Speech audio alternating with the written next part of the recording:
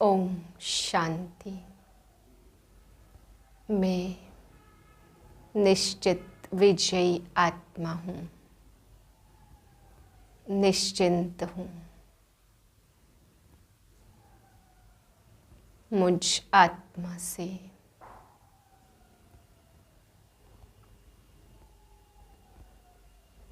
शुद्ध पवित्र वाइब्रेशन फैल रहा है। निश्चित विजयी, निश्चिंत आत्मा।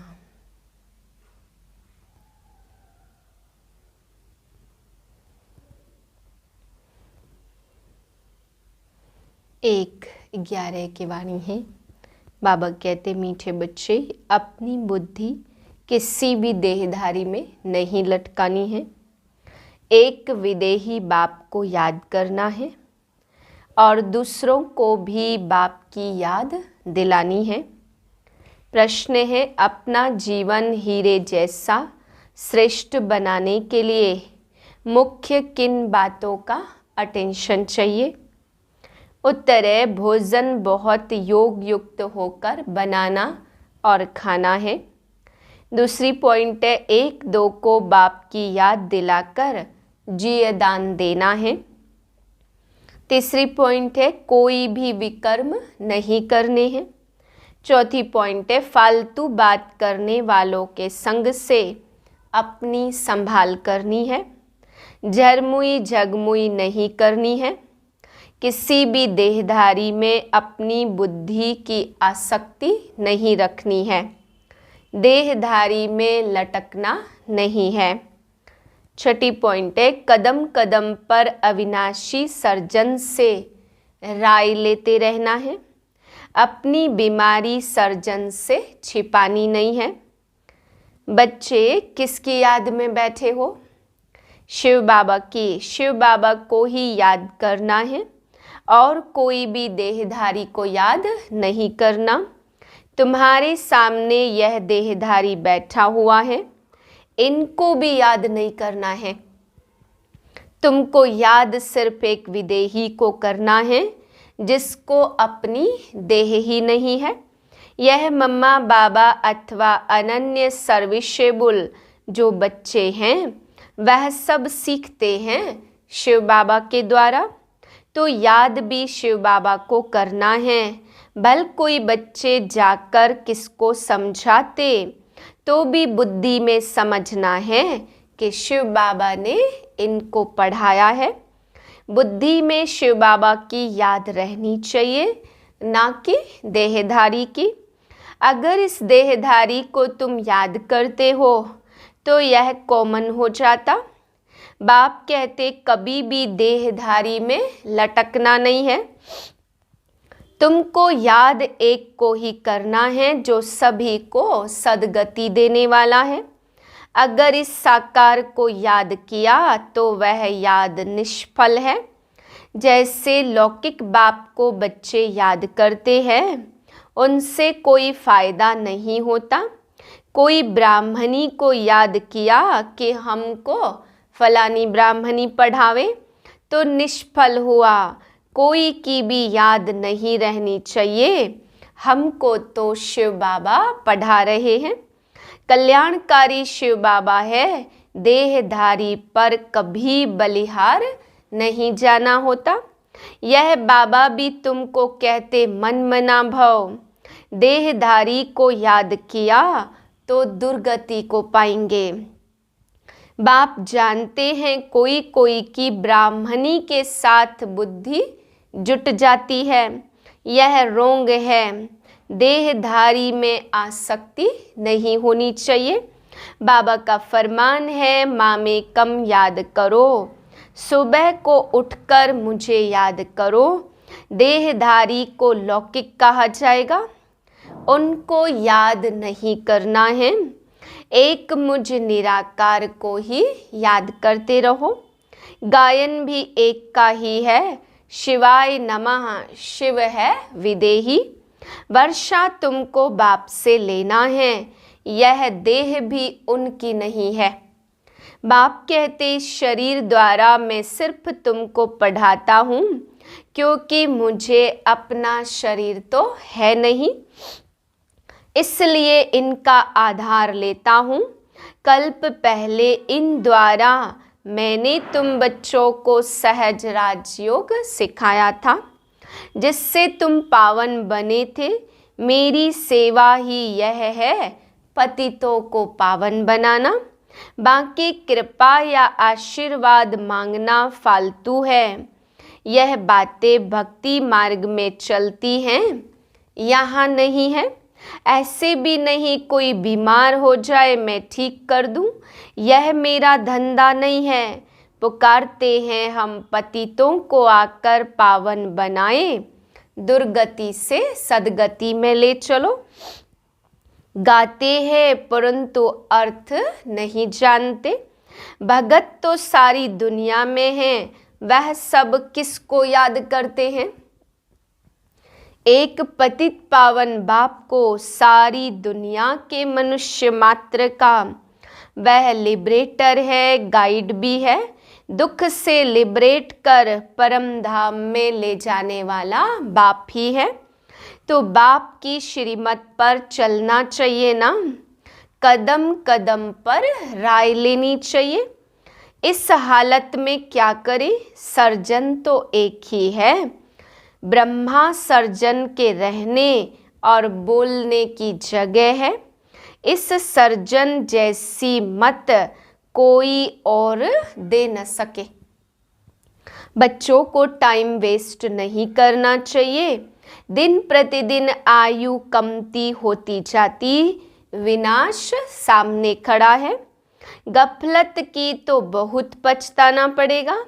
झरमुई जगमुई में टाइम गंवाने से तुम्हारा बहुत बड़ा नुकसान होता। तुमको औरों को बचाना है। मनुष्य तो एक दो को बाप से मिलाते नहीं और ही दूर करते हैं। इस समय सबकी उतरती कला है तो जरूर उल्टी मत देंगे ना। बच्चों को अब ज्ञान मिला है तो कोई भी विकर्म नहीं करना चाहिए, छिपाना नहीं चाहिए। यह तो तुम जानते हो, हम जन्म जन्मांतर पाप करते ही आए। बाप का बनकर अगर पाप करते होंगे तो और क्या कहेंगे। यह कहते हमको परमात्मा पढ़ाते और खुद पाप करते रहते। पाप करके फिर न बताने से वह बोझा उतरता नहीं है, आदत पक्की हो जाती। समझते हैं हमको कोई देखता नहीं है। भगवान तो देखता है ना, नहीं तो सजा कैसे मिलती गर्भ में। दिल अंदर खाता है कि हमसे यह पाप हुआ है। समझो कोई विकार में जाकर फिर यहाँ आकर बैठते हैं तो बाप को मालूम पड़ जाता, यह तो बहुत तुच्छ बुद्धि है। समझते नहीं हैं, पाप करते रहते, सुनाते नहीं। कई बार साकार बाप भी जान लेते हैं, परंतु बच्चे सुनाते नहीं हैं तो बाप कहते हैं पाप करते रहेंगे तो वृद्धि होती रहेगी, फिर 100 गुना दंड भोगना पड़ेगा। चोर चोरी करता रहता, उनको चोरी बिगर कुछ भी सूझता नहीं है। उनको जेल बर्ड कहा जाता। बाप बच्चों को समझाते कि सिवाय बाप की याद दिलाने के और कोई झरमुई झगमुई की फालतू बात करे तो समझो यह दुश्मन है। फालतू बातें न करनी है न सुननी है। एक दो को सावधानी देते रहो कि शिव बाबा को याद करो। कोई को फिर गुस्सा भी लगता कि फलाना मुझे क्यों कहता है, परंतु तुम्हारा फर्ज है याद दिलाना। याद से विकर्म विनाश होंगे। जब तक कर्मातीत अवस्था नहीं आई है तो मनसा वाचा कर्मणा कुछ न कुछ भूलें तो होती रहती। कर्मातीत अवस्था पिछाड़ी में आएगी। सो भी थोड़े पास विद ऑनर होंगे। जो सर्विस नहीं करते उनकी यह अवस्था आएगी नहीं। सर्विस पर जो रहते वह एक दो को याद कराते रहते। परमात्मा के साथ तुम्हारा क्या संबंध है? बाबा अपना मिसाल बताते कि मैं भी भोजन पर बैठता हूँ, स्नान करता हूँ, तो मुझे भी याद दिलाओ कि शिव बाबा को याद करो। बल खुद याद न भी करे परंतु बाबा का डायरेक्शन अमल में लाना चाहिए। अगर अपना कल्याण करना चाहते हो तो याद दिलाओ एक दो को। ब्रह्मा भोजन की बहुत महिमा है। भोजन बनाने वाले ब्राह्मणों का योग ठीक चाहिए, तब तो भोजन में ताकत आएगी। याद से ही तुमको जीवदान मिलता है। अपना हीरे जैसा जीवन बनाना है। सहज ते सहज बात है, मुझे याद करो और पवित्र बनो। पतित बने तो 100 गुना दंड पड़ जाएगा। मुझ बाप को याद करते रहेंगे तो विकर्म भी विनाश होंगे और हम वर्षा भी देंगे। थोड़ा याद करेंगे तो वर्षा भी थोड़ा मिलेगा। गीता में भी आदि और अंत में आता है मन मना भाव। शिव बाबा को याद करते रहेंगे तो तुम्हारा कल्याण होगा। पाप दग्ध होंगे। गंगा में स्नान करने से कोई पाप विनाश नहीं होते। बल कहते हैं भावना है, परंतु भावना ही रॉन्ग है। गंगा पतित पावनी नहीं है, पतित पावन तो है एक बाप। कोई स्थूल चीज को तुम्हें याद नहीं करना है, एक शिव बाबा को ही याद करना है। आत्मा कहती हे गॉड फादर, हे परमपिता परमात्मा। बाप कहते मैं आया हूँ तुमको बिल्कुल सहज उपाय बताता हूँ कि मुझे याद करो। अंत में मेरी याद रहेगी तो तुम मेरे पास चले आएंगे। जीव और आत्मा है ना, तो मनुष्य आत्मा को पापात्मा पुण्यात्मा कहा जाता। पुण्य परमात्मा नहीं कहते, आत्मा ही पतित बनती है तो फिर शरीर भी पतित मिलता। बाप आत्माओं से बात करते, आत्मा अविनाशी है तो बाप बच्चे दोनों अविनाशी हैं। बाप कहते हैं लाडले सिके लधे बच्चों, मैं एक ही बार आकर तुमको पावन बनाता हूँ, तुमको आत्माभिमानी बनाए कहता हूँ अशरीरी भाव। मुझ बाप को याद करो, बस यह है आत्मा की यात्रा। वह होती है शारीरिक यात्रा। यहाँ तो तुम जानते हो कि आत्माओं को अब वापस जाना है। योग अग्नि से तुम्हारे जन्म जन्मांतर के पाप कटेंगे। तुम्हें ब्राह्मण बनना है, नहीं बनेंगे तो प्रजा में हल्का पद पाएंगे। कुछ न कुछ सुनते हैं तो उनका विनाश नहीं होगा। जो अच्छी तरह से पढ़ेंगे पढ़ाएंगे वही ऊंचा पद पाएंगे। सहज ते सहज बात है, याद किए। परमपिता परमात्मा को याद करना है। ऊंच ते ऊंच एक ही भगवान है। तुम्हारी बुद्धि वहाँ रहनी चाहिए कि शिव बाबा हमको सुनाते हैं। अभी नाटक पूरा होता, हम सब एक्टर्स अब शरीर का भान छोड़ वापस जाते। बाप को याद करने से विकर्म विनाश होंगे। फिर जितना याद करेंगे उतना ऊंच पद पाएंगे। जैसे एक पिलर बनाते हैं, जहाँ दौड़ी लगाए हाथ लगाते, फिर जो भी पहले पहुँचे। तुम्हारा पिलर है शिव बाबा। याद के यात्रा की दौड़ी है ना, तो जितना याद करेंगे उतना जल्दी पिल्लर तक पहुँचेंगे। फिर आना है स्वर्ग में, इस यात्रा में थकना नहीं है। अब तो दुख धाम खत्म हुआ, हमको तो सुख धाम शांति धाम में जाना है। आज दुख धाम है, कल सुख धाम होगा।